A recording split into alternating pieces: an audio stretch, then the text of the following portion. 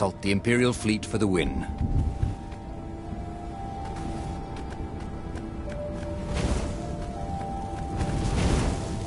He can't really reason with an energy ball, he thought.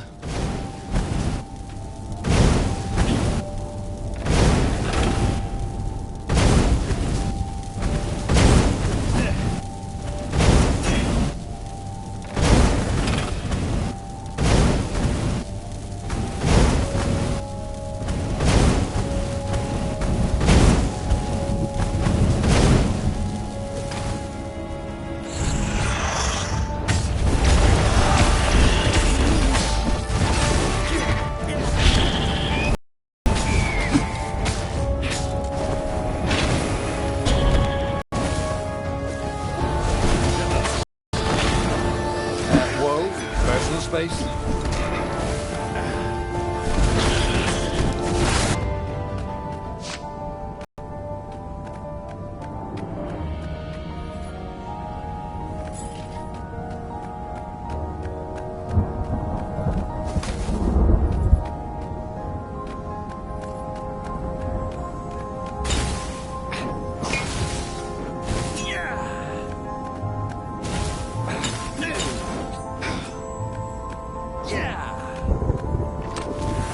This chest was filled with reprints of the entire Sandman series. Reprints? What was the point of collecting those? Ooh, and there was something else.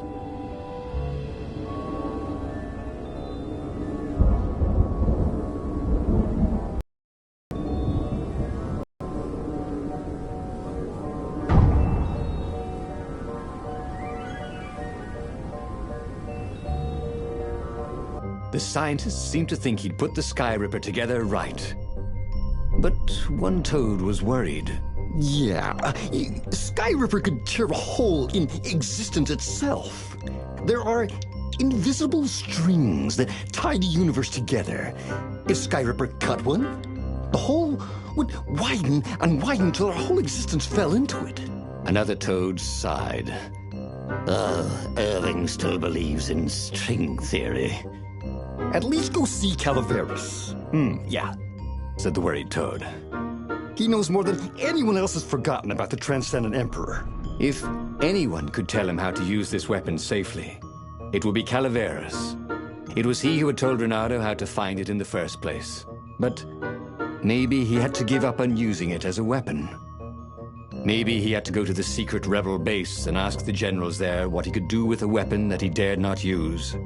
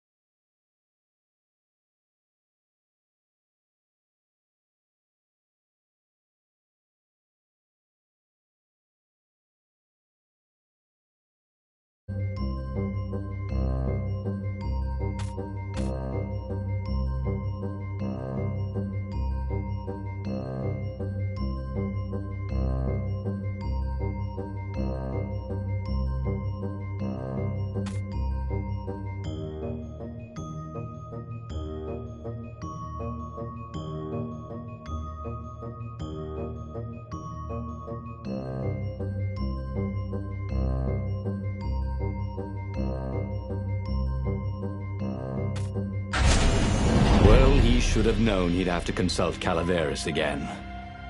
The scientists at the observatory were smart enough. But what did they know of the Transcendent Emperor? He hoped it wouldn't delay him too long. The rebels had scheduled the final battle soon. Every day they delayed risked the exposure of the secret base. And some soldiers were already drifting back to their homes and families. Calaveras would fix the Sky Ripper for him. And then he would win the final battle.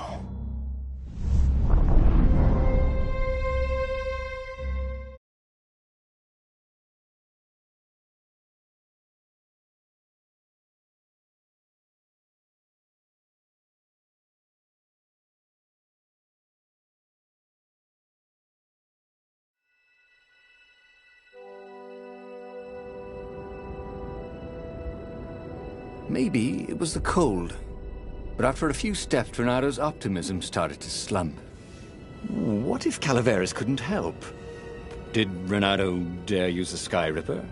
Oh, he hated that he had chosen this path. It was so much simpler to rescue friends and attack enemies. Even if some of those friends were more trouble than his enemies, some of those enemies had been friends before and might be lovers after. No, okay, it wasn't all that much simpler, no. Physics made his brain hurt.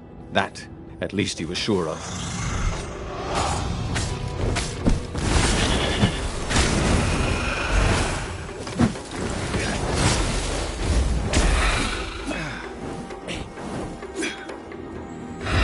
You know nothing, Jon Snow.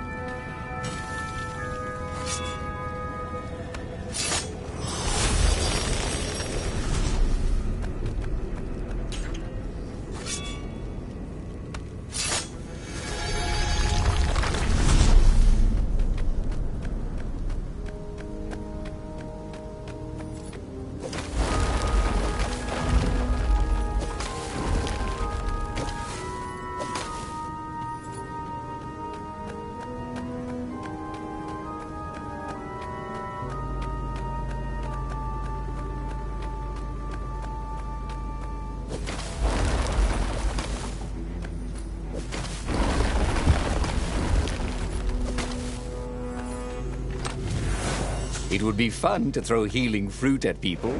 They wouldn't know whether to be mad or not.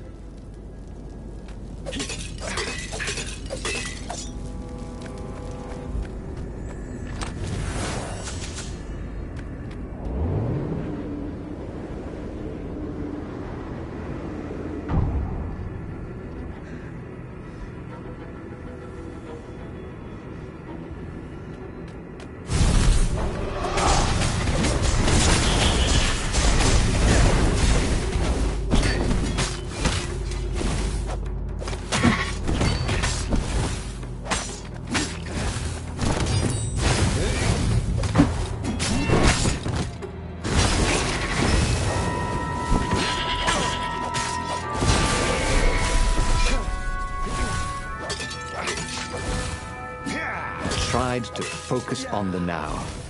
The ravens who seemed everywhere all the time. Where did they hatch from?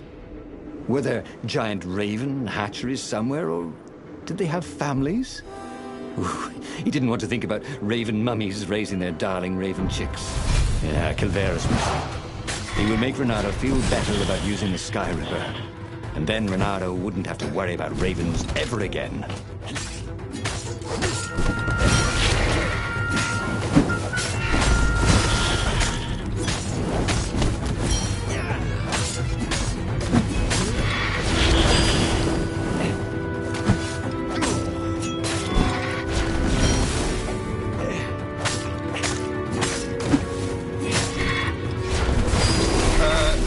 Check, please.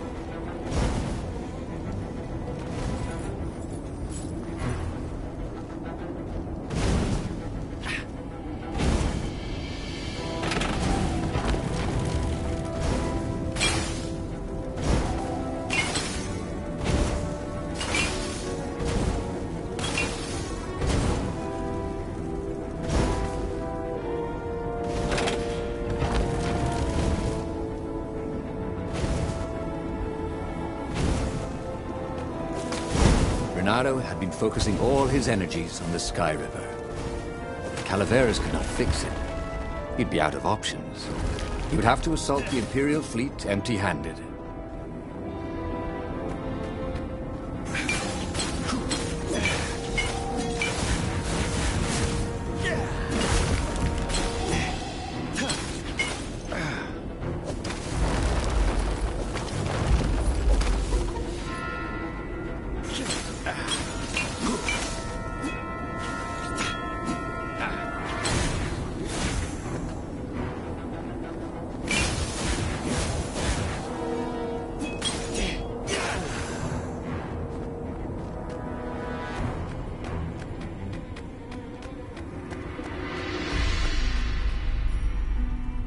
Calaveras had never let him down. Yeah, of course I can make it work better. But when Renato explained about the strings, Calaveras grew thoughtful. Oh, strings, you say? Well, the Arcana do speak of the ties that bind the world. He drew many intricate symbols in the dirt. Yeah, so, according to my calculations, each time you fire, I'm afraid there's a 1 in 128 chance you'll destroy the universe. That's pretty good odds. That's like rolling, what, 21 dice and they all come up 6. What are the odds of that? What? No! It's more like 2.716s in a row. Anyway, with those odds, it won't happen if I use it just once. Yeah, that's not right. Each time you use it... Okay, look, just don't use it ever. All right, I guess. As he sailed away from the mountains, Renato could see clouds darkening. Rain? No. Ships. Imperial ships, swarming thick as bees. This was it. The big battle. They could not afford to lose this one. What if it did not go well? What if he had to use the Sky Ripper? Could he gamble the universe? On the other hand, what were the odds of rolling 21 6s in a row?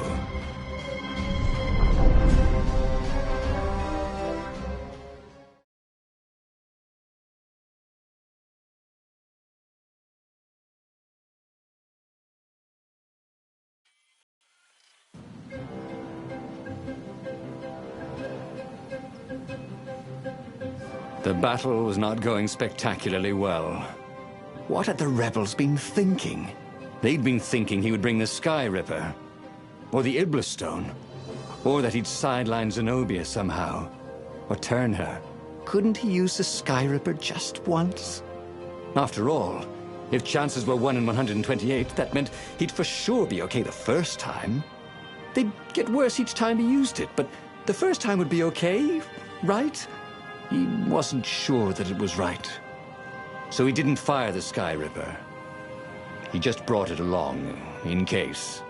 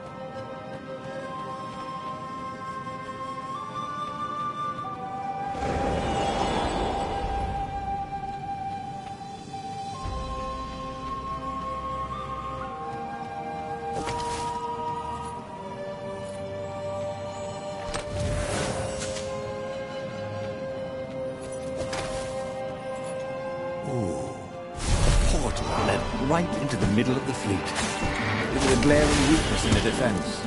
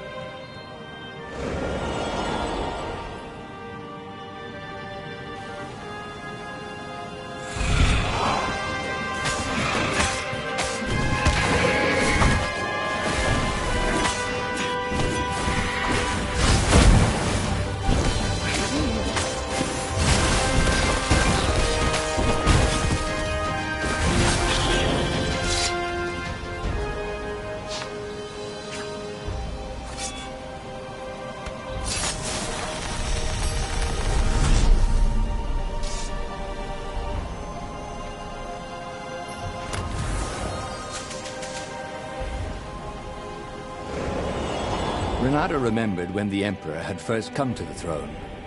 He built universities and libraries. He used to invite scientists to dinner. What could have made that toad so afraid of death that he would risk bringing back the lost gods?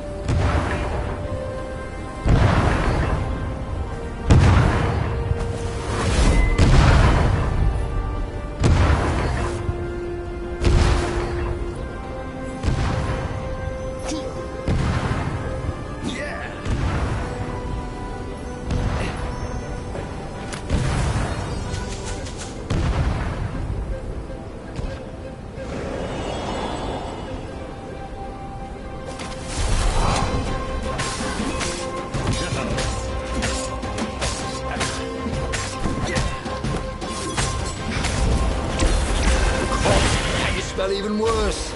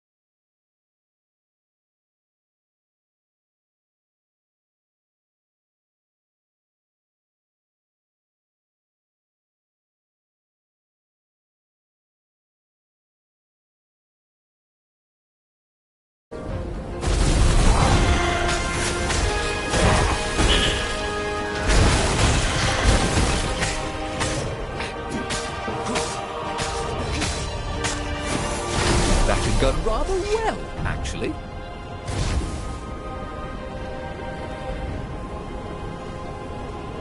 Someone had told him the odds didn't change just because you'd had a streak of good luck. His gut told him that was wrong, though. And he always listened to his gut. On the other hand, 128 chances to win, but one of them would destroy the universe. That seemed a bit serious. Maybe he could defeat the Emperor without firing the Sky Ripper. Maybe he could bluff, but with a real weapon. Like in cards, when you had 3 knaves, but you pretended you had a fizbin. That could work.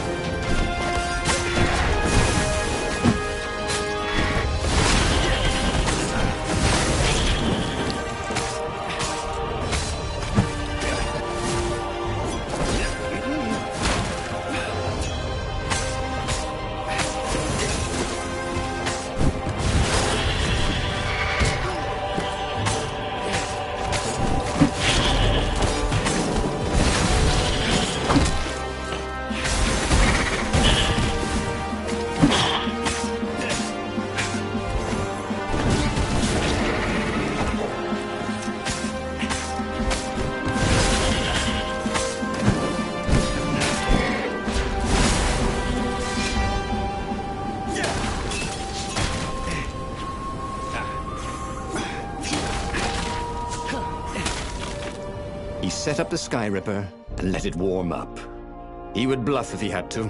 Zenobia came out, flanked by a very daunting platoon of ravens. You won't actually use that, she said in that annoying, I know everything because I'm a cat and you know nothing because you're just a fox voice she had. Or I know the odds. Good, because there's a real chance you could destroy the universe. No, not the first time I use it. The odds are too low. What? No? Yeah, sure. The first time, the odds are practically nothing. They only go up if I use it a bunch more times. No, but that's not how odds work. Didn't you pay attention in class? Now surrender, or I'll use it. Just once, he said. Don't. He felt sure the odds were with him. You have to go with his gut. That's what heroes do. Fire, he said. Please? The Sky Ripper fired. With a tremendous whoosh, the Emperor's flagship went up in flames. It was awesome. And then he noticed there was a hole in the air. A blackness, like a tear in a parchment. Wind was blowing into it, widening it. It grew larger, and even larger. Crates fell upwards into it, and the world itself seemed bent, like the reflection on a curved mirror, as it poured into the ravenous hole. 1 in 128. What are the odds? Thought Fernando, and then everything fell into the hole and was gone. He should go back to some of the choices he'd faced before. Maybe there were new paths that had opened up, like those doors he was opening up all over the map that took him to new treasures and around his enemies. But he'd learned another true thing. The core was powerful, but dangerous if used improperly.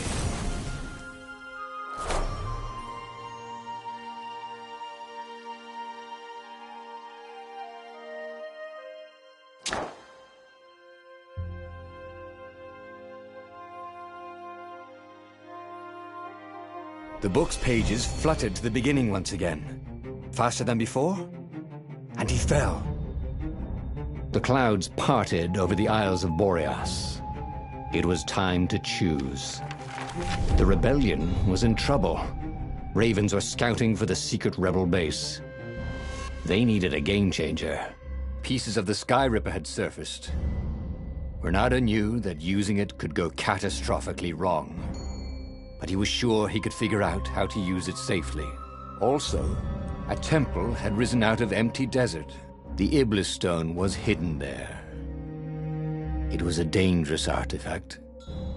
It could corrupt its user into a bloodthirsty monster. Maybe he could find a way to use it, to take its power without surrendering to its wickedness. And also, his old friend Lapino needed rescuing. Of course, Renato had a pretty strong suspicion that Lapino had betrayed the rebellion, and he had a gut feeling that he needed to use that to his advantage.